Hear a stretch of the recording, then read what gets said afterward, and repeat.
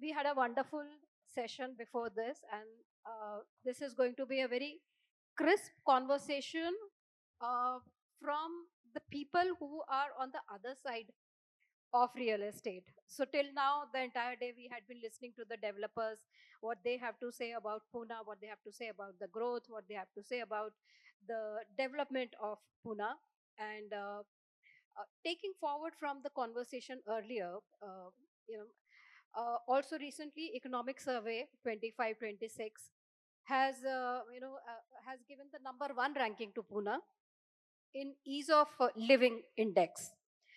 Some find it controversial, but that is what it is. Beating cities like Mumbai and Bangalore, it has been ranked number one. Uh, so, from architect Achalkar, let me start this conversation on that.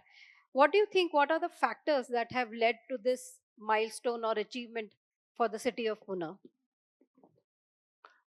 Thank you. Good evening, everybody. So I think the most important Pune factor, the local factor, is of course water. So Pune, we are blessed to have a very good quality of water, and no other city has this water quality that Oh, is available in Pune. So I think right from the 90s, when Pune was the pensioners' paradise, I think water has been the prime factor, and of course the climate, the second selling factor. Pune is blessed with a very good climate, despite uh, the way we are trying to destroy it every day. We try very hard to see that the air quality index goes bad, very near to Delhi, but somehow we manage to again curb it and bring it. So I think the main reason for selling so many properties as compared to Mumbai, Bangalore, or any other metro cities, the factor would be climate, water, the geographical position that Pune is in with close proximity to Mumbai, with the Pune Mumbai Expressway, of course, being the Oxford of the East, education, then IT sector. Again, despite not having any good infrastructure to the city, primarily being the airport, still we attract a lot of IT professionals, IT industries into Pune just because we have a lot of technical talent here. So students come, they study here, they don't go back. They want to stay back. And of course, secondary reason being a party city. They say that Pune has a good party life. So they come, they stay, they like it, they don't go. And of course, last being the medical facilities. So Pune is also now very near to being a medical destination because it offers very affordable medical help to people who need it, unlike to all other metro cities which are very heavily priced. So I think all this factor makes Pune a good livable city. And pre-COVID, we were seeing that people were shying away from buying real estate because the primary reason they were going, Pune was going towards a leased industry. So people didn't want to put their money into buying of the properties, but they would want to lease the properties. But post COVID, the thing changed 360 degrees. Now they want to buy properties. They want to buy big properties. They want to enjoy their dreams today. They don't want it tomorrow, and they don't want to save their money. They want to put it in their enjoyment or in their infrastructure. correct. So I think that's I think COVID had a big part in changing the entire mindset of people for whatever segment, whether it is health, whether it is wellness, whether it is buying decisions or to renting out. And as architect Achalkar said, for Pune, what has worked despite all the odds is that its strategic location, its water, its weather, and it's becoming a medical hub, a medical tourism hub. Now, Mohaniraj, you have seen Pune evolving. You have done a lot of work here. What, according to you, are probably two or three reasons for the transformation of Pune that we have seen in last maybe a decade or so? So the primary reasons are like sir mentioned very well. These are the resources that Pune city has and the geographical advantage. But if I come on from the selling point of view, the major contributing factor to the economic growth of Pune, I find first the IT infrastructure that Pune city has, which is known in globally that Pune is a IT hub and education hub, which is talenting a lot of pool across the globe, and that's why the migration happening. First reason. Second, I feel that the infrastructure development due to not only IT but also manufacturing setups. There are a lot of automobile giants are having set up into the North Pune. So if you see the IT is majorly into East and West Pune, like Hinjawadi and Kharadi. In North, like Chakan and other MIDCs like Bhosri, Chinchwad, all they are driven by majority of the manufacturing and automobile. So it's a diversified and very robust demand because of the continuous economic growth of these all industries, whether it is IT, education, automobile, manufacturing, all. And most important factors that contribute to the economic growth is a real estate in Pune, because all these industries are pulling a talent and population into the city, and that's driving the growth in real estate, and which is again contributing to the city's entire growth. And I feel I would like to give credit to all the developers and channel partners, those who are the major catalyst, and they are the reason behind growing this real estate industry. Obviously they are the kind of the economic growth engines for the industry, and definitely the planners like Vikas sir and all, lot of architects and planners behind this working very hard to make this economic growth of the city. You need people to build and then people to sell also, and Yes. then of course Then people one to buy. and one more industry is coming up, and which is recently they have set up is the defense industry. So we have a lot of defense unit that are coming up in and around Pune. So So basically, it is the economic opportunities, whether it is manufacturing, whether it is IT, whether as medical, he said, whether it is now defense that architect Achalkar is saying. So with more economic opportunities, obviously people are attracted to that city, leads to the urban growth, probably leads to the infrastructure development in a good way, which probably is the reason that Pune has scored on the ease of living index. But that's one side of that's the good part. Now comes not so good part, which is the challenges, as you mentioned. That uh, despite having everything, we are hell bent on destroying the environment, destroying the air. We are competing with Delhi in terms of AQI. Uh, but when there is urban growth, these things probably have to come together. So it's what is your suggestion as an architect, as a planner? You have worked internationally, you have seen what happens in other countries and cities. What will be your suggestion how to balance the urban growth and the livability of the city? see, I think Pune is going through a transformative stage. So we are transforming from a quite small town to a hustling metro now. So that this transformation is very dynamic in nature. With all this thing coming in, the infrastructure is not really improving. Even the smart city, the revenue that was spent for the smart city, we didn't really make it a very good infrastructure. You can see as compared to Mumbai now. So it is, if you see, uh, it took a lot of time for Mumbai to develop from what it was crowded. The air quality was also very bad, and now it is really cleaned up. You can reach from one point of the city to the other point of the city very fast with less traffic. So because they have the development took a lot of time, but unfortunately with Pune, only the real estate development is happening and the infrastructure development is at a standstill, because no, you can see no roads that has been widened in Pune. You have the same plots which are being redeveloped. Earlier there were 7-floor structures there, and now we have a 30-floor structure there. So it's one of the municipal commissioners 15, 20 years back had written to the urban development department saying that Pune infrastructure, the sewage and the water lines have only one FSI to cater. The strength, the carrying capacity of those infrastructure was only one FSI. And now we have almost reached to 5 FSI for residential and 10 FSI for commercial, which is huge.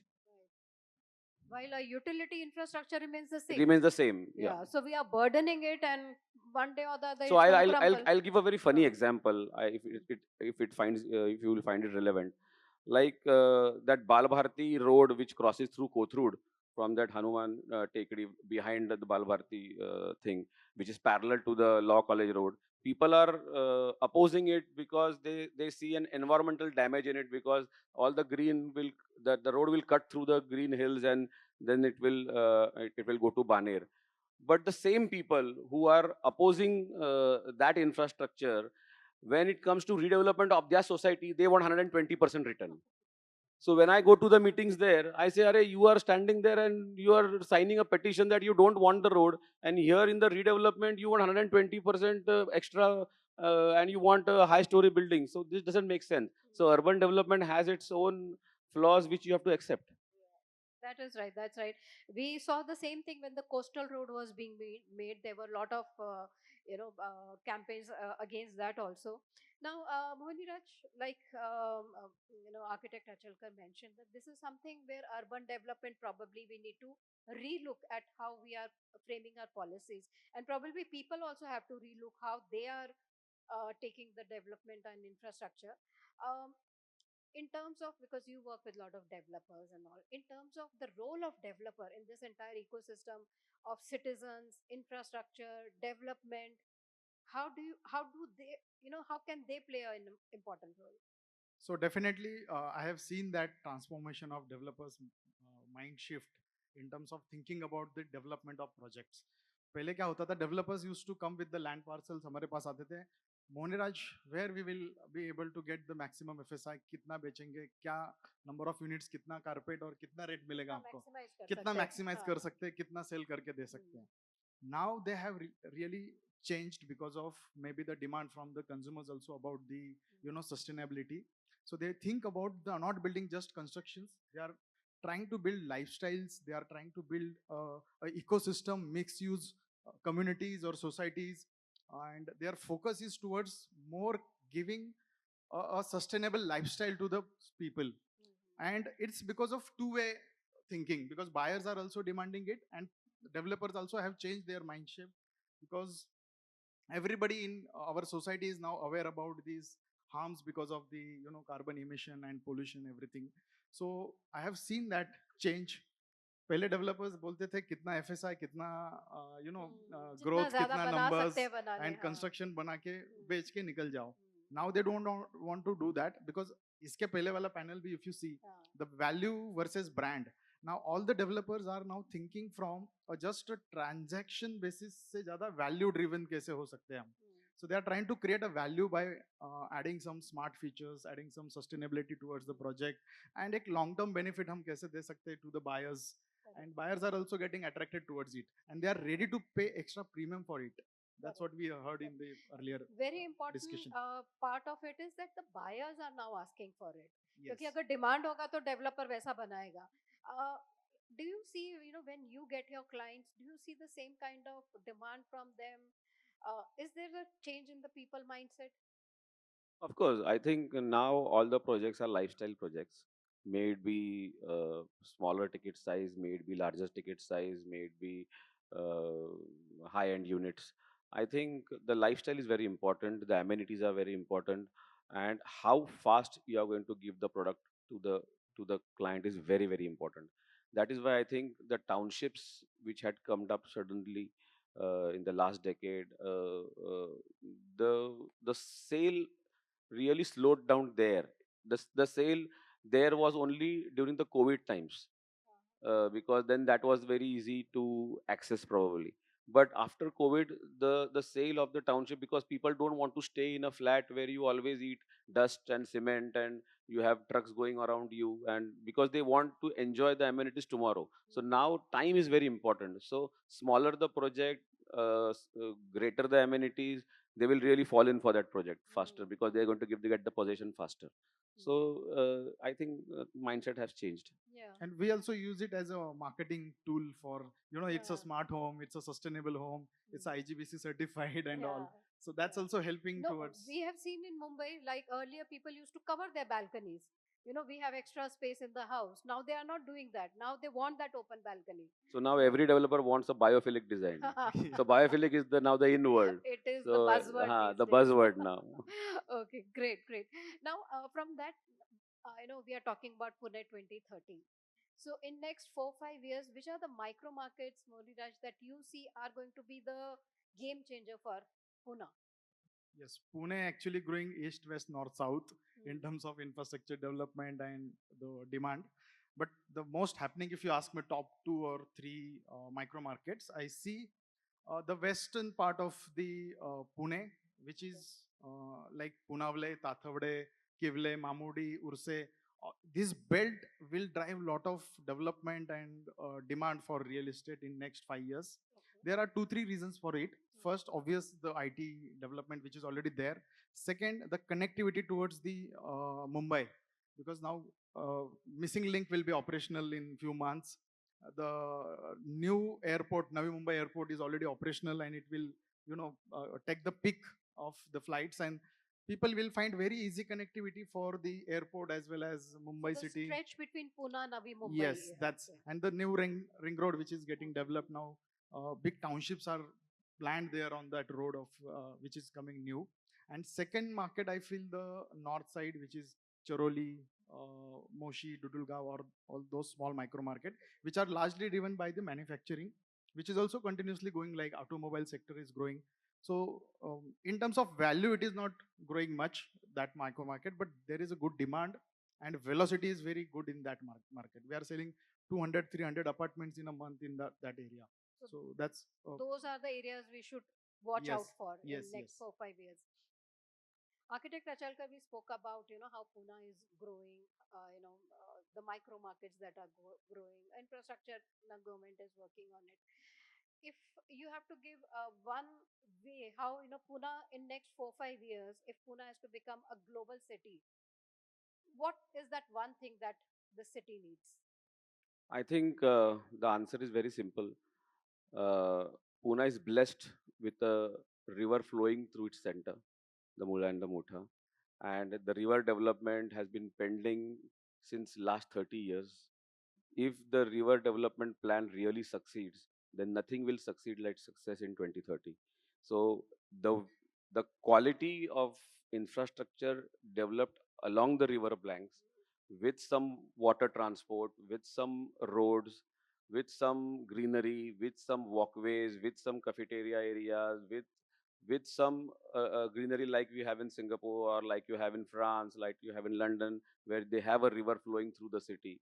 I think that is pending in Pune since long, where we don't have to build anything artificial. It is already natural, naturally done. All this road clogging thing will be a thing of the past, because you have a level which is very down in the center of the city, where all your rainwater can go and really accumulate. It doesn't need to stay on your road, but for that you have to technically build it properly. So I think if that is done, They have to develop the area around it. Pune will be a And global city. they have done it at Sabarmati River Of in course, Gujarat. of They course. have done Yeah, it yeah, really well, yeah, yeah. something like that. So this was what the people on the other side of real estate have to say about Pune. I also have some rapid fire questions to get the little controversial answers from you. So first of all, from both of you, if there is one word that you have to give for Pune's growth, what would that be? Mohaniraj, starting from you. I've seen it's a very transformative. Transformative, Dynamic, dynamic. changes every day. Okay, yeah, of course, it's very dynamic. Now, what is the Pune's biggest urban planning mistake? The FSI they have given for redevelopment. That is Okay. the biggest planning mistake that they have done. They should have allowed that additional FSI only for cluster development and not for individual development. If That's they would true. have done it for cluster, it would have been developed better. Yeah, correct. I think underestimation of the population growth of city, because Hmm. the infrastructure is not planned as per the growth is currently Infrastructure is not keeping up with up the with with the the population population growth of growth. the city. Now, one infrastructure project that Pune should have got at least 10 years back. Architect 10 Achalkar, years. yeah, International airport, of course, it should have come up and the much. river development. Yeah. Okay, that's still pending, but airport should have come much earlier. And metro Mohaniraj, should have been operational at 10 least years 10 years back. before, which is now. Okay. Now, one thing, you spoke about environment, you spoke about water. One thing that Pune must protect as it is growing, Architect Achalkar. I think it should protect its tradition. We are getting westernized. So we are just doing a remix of buildings that are there in Singapore, that are there in Europe, that are there in the US. We have to do something which is Indianized. Copying the West. Yeah. So whether it is So no our remix. We have to have some original music. yeah. So whether it is music, whether it is dressing, and even development, also we are copying the West. Mohaniraj, So I think Pune is talked about the most livable city. So I think we should maintain that identity. It is Oh. most livable city of we India. have to protect We have that to tag. protect that Yeah. tag. Now that we have got that number one ranking, we need to protect that. Now, Pune 2030. What would be the one word, Mohaniraj, that you would like to give? You know, by what it should be known as? 2030 Pune should be known as. What we both spoke about is it should be a most livable and well cultured city of India.